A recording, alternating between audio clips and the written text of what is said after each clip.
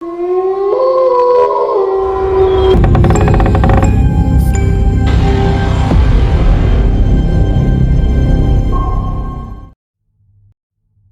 कहानी उत्तराखंड के एक छोटे से गांव की है, जहां घने जंगलों और पहाड़ों के बीच एक रहस्यमयी चुड़ैल का आतंक फैला हुआ था।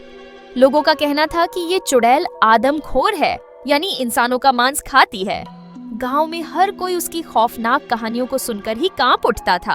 रात का समय था। गांव के चारों ओर घना अंधेरा फैल चुका था। पेड़ों की सरसराहट और हवाओं की चीखें हर ओर सुनाई दे रही थीं। लोग अपने घरों में दुबके हुए थे, क्योंकि रात के अंधेरे में चुड़ैल का साया घूमता था। जिस रात वह गांव में आती, जंगल में पहुंचते ही उसे ठंडी हवा का झोंका महसूस हुआ, जैसे कोई अनदेखी शक्ति उसका पीछा कर रही हो। पेड़ों के बीच से एक अजीब सी सरसराहट उसके कानों तक पहुंची। वह ठिठक कर खड़ा हुआ जब अचानक उसे एक महिला की चीख सुनाई दी।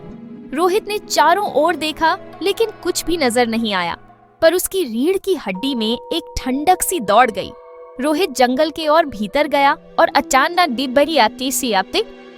अचानक उसकी आंखों के सामने एक भयावह दृश्य आया। एक बड़ी सफेद लिबास में लिपटी महिला, जिसके बाल बिखरे हुए और चेहरे पर खून के धब्बे थे। उसकी आंखें लाल जलती हुई। रोहित अब डर के मारे पसीने से तरबतर हो चुका था। उसने हिम्मत जुटाई और अपनी तलवार से एक और वार किया, लेकिन चुड़ैल हंस पड़ी। उसकी हंसी ऐसी थी जैसे किसी मरे हुए की चीखें। तुम इंसान मुझे नहीं मार सकते, उसने कहा। मैं तब तक अमर हूँ जब तक मैं इंसानी मांस खाती रहूंगी। रोहित को अब एहसास हो गया था कि ये चुड़ैल सामान्य नहीं थी। उसके शरीर में जादुई शक्तियां थीं और वह इंसानों को शिकार बना रही थी, ताकि अपनी शक्ति और बढ़ा सके। रोहित ने चुड़ैल से बचने के लिए भागने की कोशिश की, लेकिन कोई न कोई व्यक्ति गायब हो जाता। उनके शरीर का कोई अंश भी कभी नहीं मिलता। बस जंगल से दूर किसी जगह पर खून के निशान और टूटे फूटे कपड़े बिखरे मिलते थे। एक रात गांव के युवक रोहित ने ठान लिया कि वह इस चुड़ैल के रहस्य को सुलझाएगा। गांव वालों ने उसे समझाया, लेकिन उसकी जिज्ञासा के सामने डर छोटा पड़ गया। रोहित ने एक लोहे की तलवार और चांदी का कड़ा पहना और निकल पड़ा जंगल की ओर। जहां चुड़ैल के दिखाई देने की सबसे ज्यादा संभावना थी, जैसे वह इंसानी खून पीकर आई हो।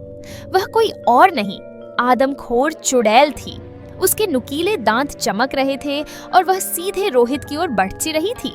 रोहित ने तलवार निकाल ली और चुड़ैल से लड़ने की तैयारी कर ली, लेकिन जैसे ही चुड़ैल उसके करीब आई, उसके हाथ पैर कांपने लगे। चुड़ैल की चीखें हवा को चीरती हुई निकल रही थीं। रोहित ने अपनी पूरी ताकत लगाई और उस पर वार किया, पर वह चुड़ैल इंसानी नहीं थी। वह सिर्फ धुएं की तरह गायब हो गई और फिर अचानक उसके पीछे आ खड़ी हुई। वह पेड़ों के बीच से निकलकर उसके सामने आ गई। आखिरकार जब रोहित के पास कोई रास्ता नहीं बचा, उसने अपने कड़े को चुड़ैल की ओर फेंका। वह कड़ा चांदी का था और जैसे ही वह चुड़ैल के शरीर से टकराया, वह जोर से चीख उठी।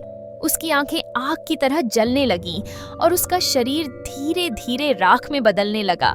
चुड़ैल की शक्ति चांदी को सहन नहीं कर पाई और उसकी उम्रों पुरानी आत्मा को अंततः मुक्ति मिल गई।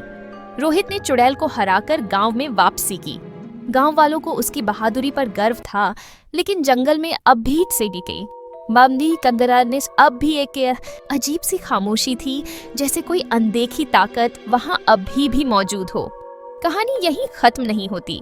कुछ लोग कहते हैं कि अब भी कभी कभी रात के अंधेरे में चुड़ैल की चीखें जंगल से सुनाई देती हैं। क्या वह पूरी तरह से खत्म हो पाई, या फिर वह अब भी किसी नए शिकार की तलाश में है?